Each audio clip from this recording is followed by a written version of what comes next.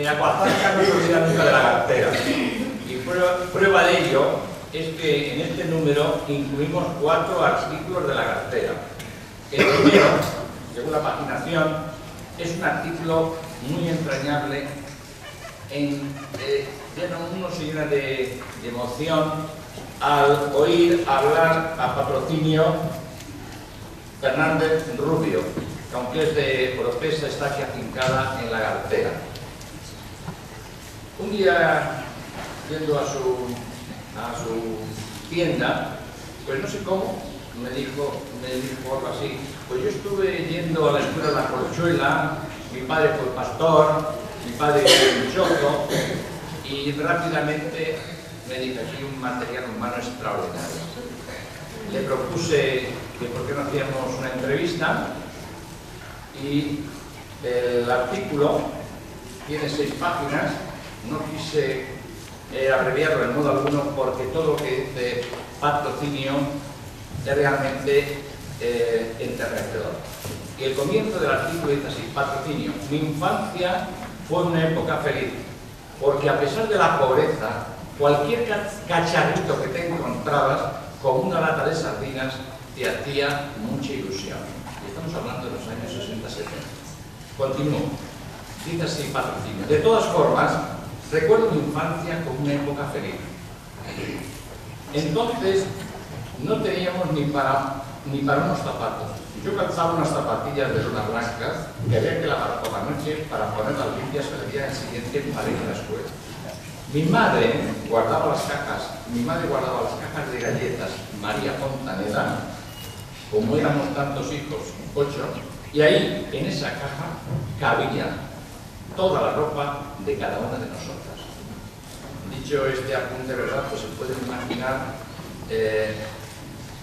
la dura que pudo ser la infancia para esta mujer, pero al mismo tiempo mi infancia fue una época feliz.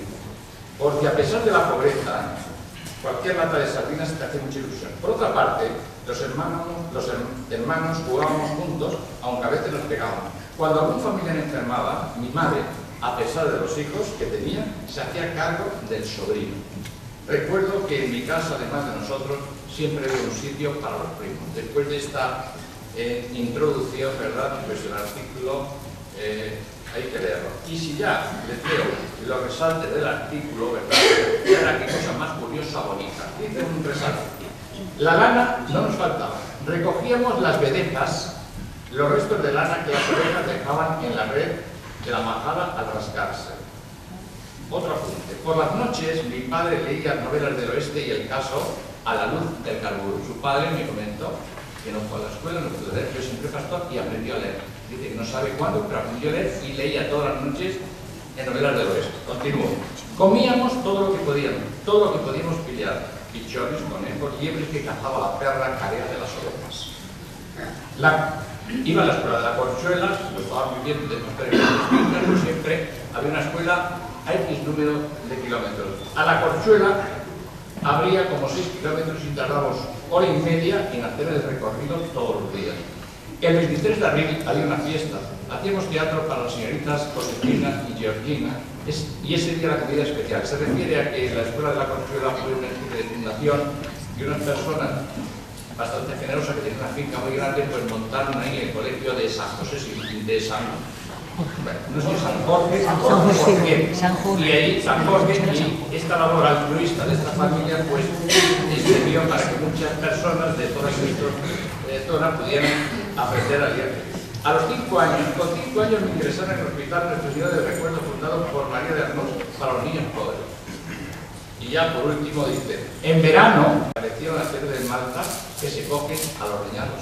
Como ven, el artículo es una preciosidad en donde una mujer, y de aquí le doy las gracias por haber tenido la sencillez, la amabilidad de contar su vida, porque siempre que contamos las cosas, contamos nuestra historia, siempre aprendemos algo y nos sirve de ejemplo. Y cuando hablan de crisis, me decía, crisis la que teníamos nosotros, ¿verdad? Bueno, y ya, como seguimos, os sigo recogiendo palabras específicas de estos pueblos, pues la cartera es una mina. Es que ustedes, ¿verdad?, que cuando les estoy oyendo hablar, me decían, otra.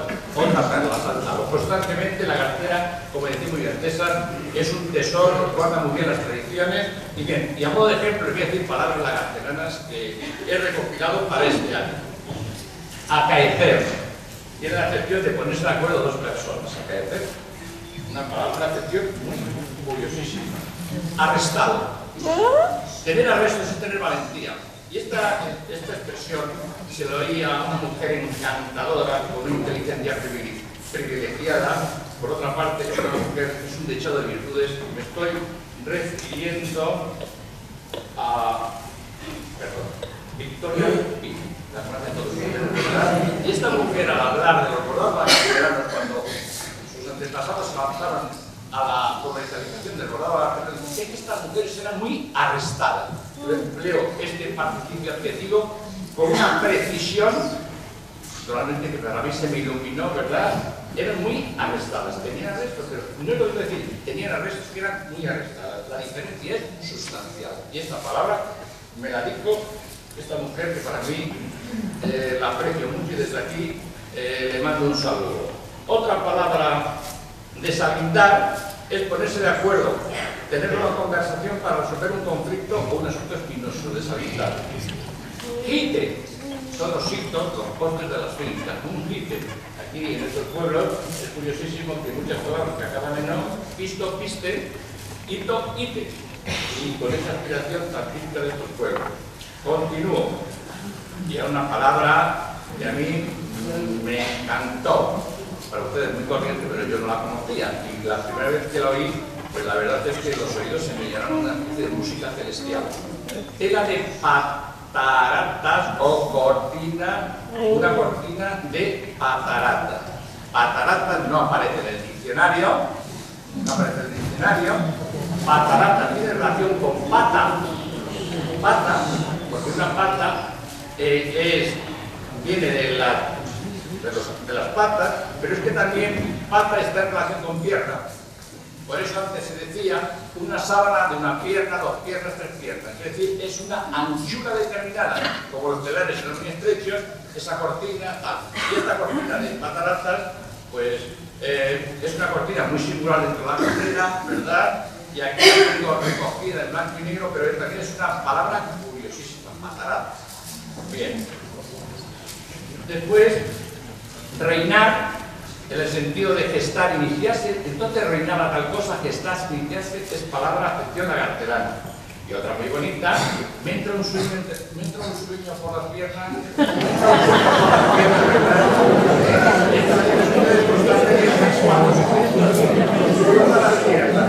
no fue. Yo cuando la vi en una tienda de la cartera, bueno, aprovecho la mención para la gracia de los expresos de la carterana, que eso no tienen a contar. Gracias a ustedes, en el sentido, al anunciarse, pues están colaborando, contribuyendo en la revista siga saliendo, porque no hay otra forma, ¿verdad?, de obtener otro tipo de dinero. Tanaina. Eso es tanaina, eso no es tanaina. Tanaina quiere decir tanaina. Tanaina. Me lo han pasado como voz la carterana, parece ser que es así. Tanaina es de tanaina. Eso no es tanaina. Aina. Tiene un poco una palabra compuesta. Y por último, pues tabucar.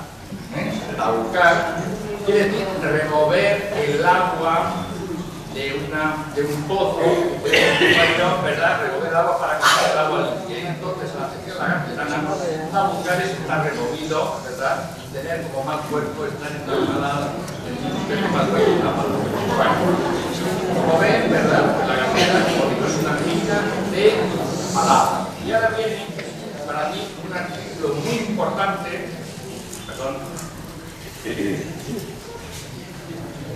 muy importante porque se titula nada más y nada menos que meros apunte para la historia de la comercialización de las denominadas labores lagarteranas. Eso podemos decir, eso no es tanaina, ¿verdad? Es un asunto con mucha enjundia. Y aprovecho la ocasión para dar las gracias a los informantes que son Juan Alía, Nicasio Amor Parra, Milagros Corrochano Oliva, Aurora Moreno García, Victoria Pino Moreno, Amada Lozano, Pilar Chico Castaño, Jesús Bula, Olegario Amor, Suela, vamos a ver, José Iglesias Oliva, Javier García Pascual, Robert Castaño de León. Son gente de la cartera. Bien. El artículo es difícil de abordar, no es fácil, y lo que he hecho en esta ocasión, que se llama primera parte, puesto que la cosa da mucho de sí, ¿verdad? Es extensísimo. Lo que he hecho ha sido exponer una serie de planteamientos. El artículo se titula Meros apuntes, ojo, meros apuntes para la historia. Y esto lo digo por si una persona el día de mañana quiere venir a hacer un estudio, una tesis doctoral sobre los bordados de la comarca, aquí por lo menos tiene una fuente de información. La fuente de información, en este caso es la oral, muy importante, pero también para hacer este trabajo he tenido que acudir a lectura de libros y es muy importante las escuelas. Las escuelas antiguas dan alguna información y concretamente en las escuelas antiguas aparecen pocas mantelerías. Lo digo porque es algo fundamental para entenderlo. Bien, como en todos estos pueblos se ha cosido y se cose, pues entonces hablo de la variedad de bordados, de la cartera, tabalcán, locito, oropesa, arrilla, tal. Luego, evidentemente, la cartera pone la mano. Y lo digo así. Ahora bien, ha sido la cartera del pueblo que por distintas razones ha sabido canalizar mejor que ninguno en el mercado de estas labores. Y por eso el adjetivo de la cartera no. Y a ellos se añadirían las peculiaridades de sus bordados, las de ustedes, que cosen seriamente, ¿verdad? Y también, ¿verdad? Pues el apego, ¿verdad? La cultura que ustedes llevan. Por lo tanto, la cartera ha sabido, como ningún otro pueblo, saber trabajar esta mercancía tan sutil. Todos los autores dicen que los bordados de la zona, carteranos, son de los mejores de España, junto también con los talaveranos, ¿verdad? Que se tiran. Bueno, entonces, se han vendido tantos manteles y siguen vendiendo y se seguirán vendiendo porque tienen una calidad excepcional. Y como es calidad y es artesanía, ¿verdad? Pues es normal. Luego me planteo si decir trapos, traperas y demás. Pues mire, a mí la palabra trapos, empleada y traperas, en la acepción que ustedes la utilizan, está muy bien empleada y es legítima. Ahora bien, si en lugar de ustedes quieren decir artesanos del bordado, labranceras, labores, díganlo, puesto que si ustedes cambian de registro, están demostrando que tienen una gran cultura, porque en cada situación social utilizan la palabra extrema conveniente. Yo fui trapero en el sentido de que mi madre y yo estuvimos sentados vendiendo mantelería. Vendíamos trapos y no se nos caigan los anillos. Empleado en el sentido justo del término. Bien. Y luego ya, después de estos prolegómenos, ¿verdad? Paso a hablar de la importancia que tiene la banasta y la acrílico para coser, fundamentales. Ahí no ha cambiado, ahí la tecnología sigue siendo la misma. Y en este sentido quiero dar las gracias a Milagros Corrochano Oliva, que nos hace unos apuntes muy precisos sobre la costura. Perdón, el acrílico y el texto de la costura. Que por cierto, en el texto de la costura siempre estaba la carta de ese militar que la madre tenía en África, de vez en cuando sacaba la carta y, como decimos aquí, se daba una tupa a llorar acordándose del hijo que estaba en África, que se iba a dar 3 o 4 años, ¿verdad? Y eso es un dato muy emotivo, que la costurera, la carterana, tuviera su rosario, su religiosidad, y tuviera también la carta del hijo, la parte realmente emotiva, que no podía desprenderse de él. Bien. Hablo a continuación de la importancia del ferrocarril. Si no hubiera habido ferrocarril por estos pueblos, no habría salido nadie a vender. Por tanto, el hecho de que hubiera ferrocarril en Oropesa, en Alcañizo y en la Calzada favoreció el que ustedes lanzaran. Y de ahí se habla del kilométrico, ¿verdad?, que tenía el primer, en principio, de los primeros que iban a vender a Madrid, el primer kilométrico como el que conserva la familia de Pedro Alilla, que tiene un kilométrico como recuerdo, ¿verdad? Bien, a continuación ya me planteo el tema de la comercialización. Y para ello he cogido distintas opiniones, que todas en el fondo son coincidentes. ¿Qué fue lo primero que se empezó a vender en Madrid? qué cosas se pudieron empezar a vender en Madrid. Y esto todo es un apunte, todos son posibilidades. Pero, para reforzar la información que me han proporcionado tanto Aurora Moreno como Victoria Pino, junto con Nicasio Amor y Juana Lía, ¿verdad? Enseguida aparecen de una u otra forma los dechados. Los dechados tuvieron que ser un modelo, puesto que toda costurera que no se tiene un dechado al lado, y si nos vamos remontando en el tiempo, pues se tenían dechados naturalmente como muestras para eso. Entonces, ahí es muy importante el tener presente los dechados. Y si les leo las palabras de Victoria Pino, que cuando habla parece que se escribe, porque construye las frases, es una maravilla. Yo cuando oigo a Victoria Pino, de verdad, me quedo, como decimos aquí, me quedé lento escuchando. Dice, un señor de aquí empezó a comprar techados y a enseñarlos a las mujeres de fuera, que empezaron a visitar la Gartera, y las lagarteranas se fueron a Madrid con sus señas. Eran gentes muy arrestadas, lo que usted quiera o lo que usted necesite.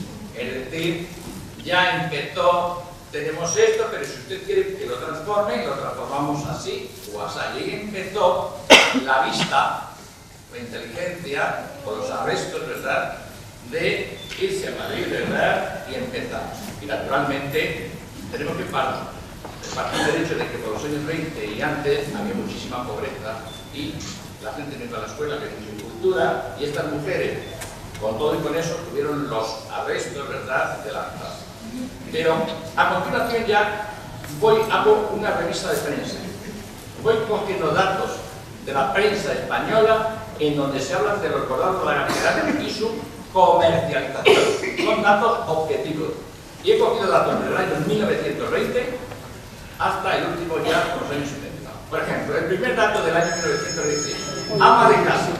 La alfombra puede hacerse inspirándose del bordado de la Gartera, sobre tela muy tosca y en hilo antiguo. Esto está en el periódico La Voluntad del año 1920. 1921. Grandes almacenes de la Puerta del Sol. Baños para chimeneas, dibujos y estilos de la Gartera y Talaverino. Curiosamente cita Talaverino. Pero no me voy a extender más. El punto más importante es este que le voy a leer del año 1923. Digo así, es valiosísimo por muchos asuntos este texto.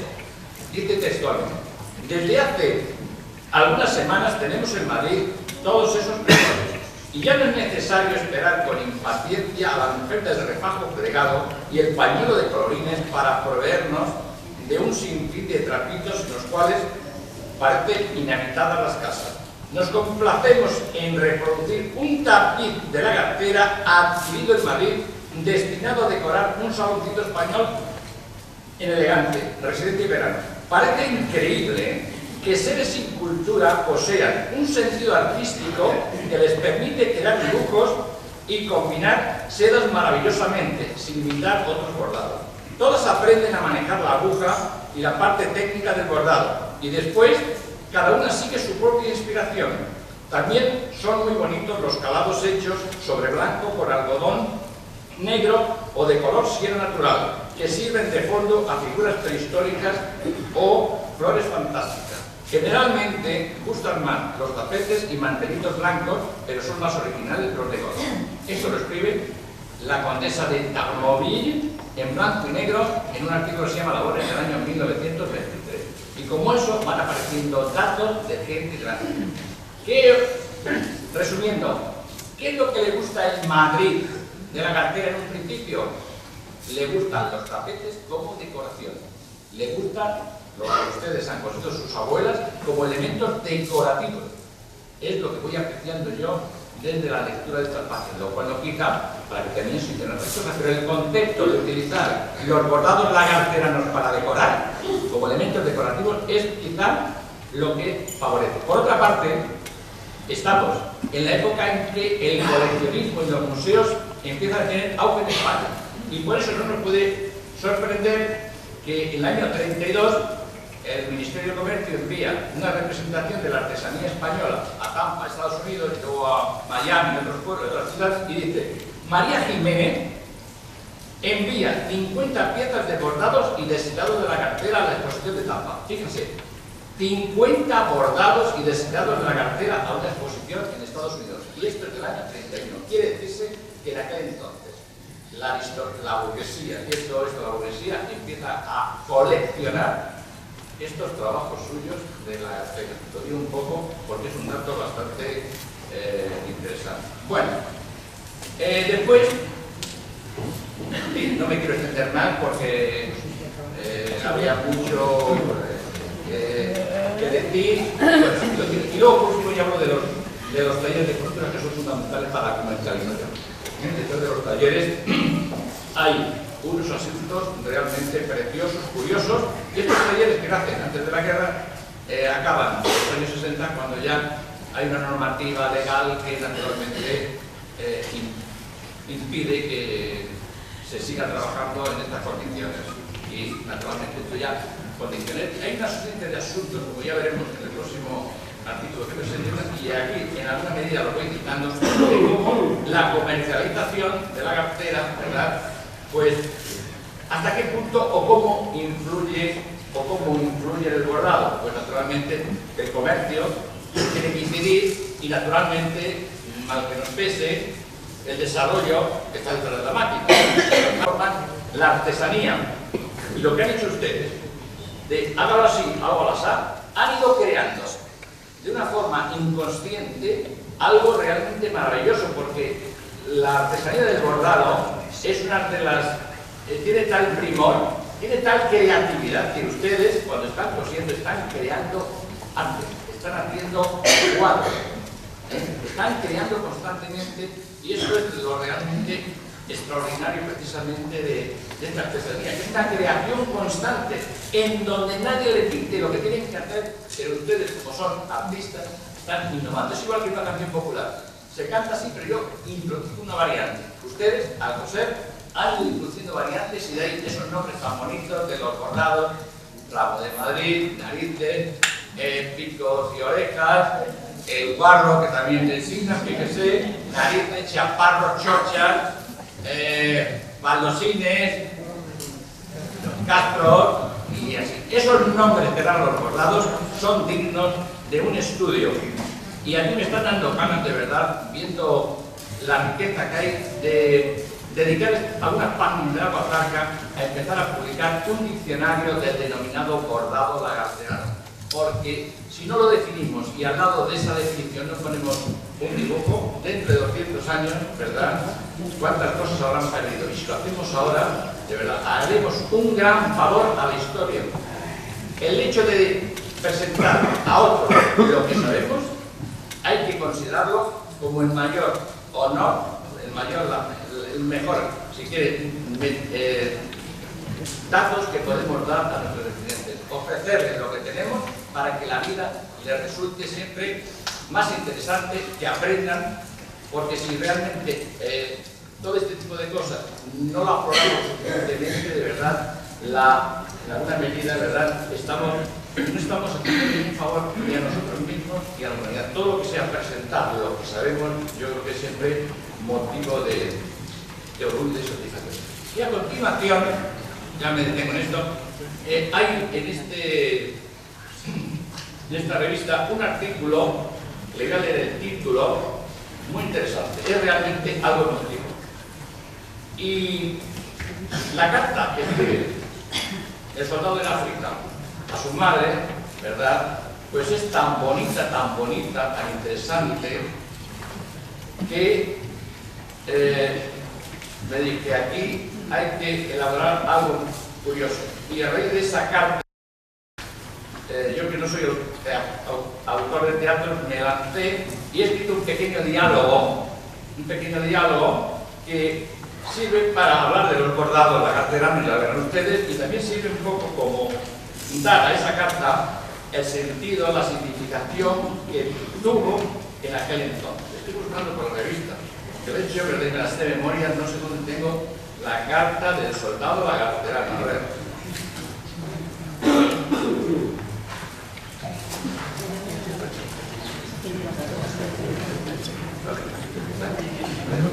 Ya.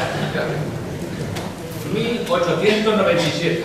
Carta de un militar lagarterano, Mateo Moreno y Arroyo, a su madre durante la guerra de África. Y a la continuación,